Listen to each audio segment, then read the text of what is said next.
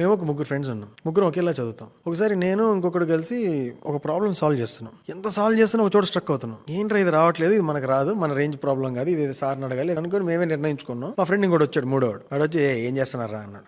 Problem రావట్లేదు బాబు, చూడు కొద్దిగా అన్నా. ఇవన్నీ పిచ్చి ప్రాబ్లమ్స్ ఈజీగా వస్తాయి, ఇవి చేసుకుంటూ కూర్చున్నారు ఏంది అన్నాడు. నువ్వు చెయ్యి అని ఇచ్చాం, చేస్తాం, ఏముంది, ఓకే ఇది ఈక్వేషన్ 1, ఈక్వేషన్ 2. ఓహో అట్లా ఇచ్చాడా, ఇక్కడ ఏంటి, ఇక్కడ వాల్యూ ఏంటిది, ఇది అదే, ఓకే, వచ్చేసింది చూడు, ఇదే ఆన్సర్ వచ్చేసింది, అంతే అయిపోయా, చెప్పినా కదా చిన్నపిల్లల లెక్కలు ఇవి అని వెళ్ళిపోయాడు. ఫస్ట్ ఆఫ్ ఆల్ మేము ఒక ప్రాబ్లం అనుకున్నాం, దాన్ని సాల్వ్ చేయడానికి ఇబ్బంది పడుతున్నాం. కానీ వాడు ఏ ఉద్దేశంతో స్టార్ట్ చేశాడు, ఈ ప్రాబ్లమ్స్ నన్ను ఏం చేయలేవన్న యాటిట్యూడ్ తో స్టార్ట్ చేసి వాడికి ప్రాబ్లమ్స్ వచ్చాయి. కానీ వాడి మైండ్ ఏం చెప్తుంది, ఇవి కాదు, ఇవి నీకు ప్రాబ్లమ్సే కాదని చెప్తుంది. మాకేం చెప్తుంది, అబ్బా రావట్లేదు, ఇది మన రేంజ్ కాదు అని మాకు చెప్తుంది మా మైండ్. ఎందుకంటే మా ప్రిపరేషన్ ఎలా ఉంది, మా యాటిట్యూడ్ ఏంటి, వీఆర్ నాట్ దట్ గ్రేట్ అని మేము నమ్మాము. కానీ వాడు యాటిట్యూడ్ ఏంటి, ఐ ఆమ్ గ్రేట్ అన్నట్టున్నాడు. వాడు రైట్ యాటిట్యూడ్ ఉందనుకో, నథింగ్ కెన్ టచ్ అస్.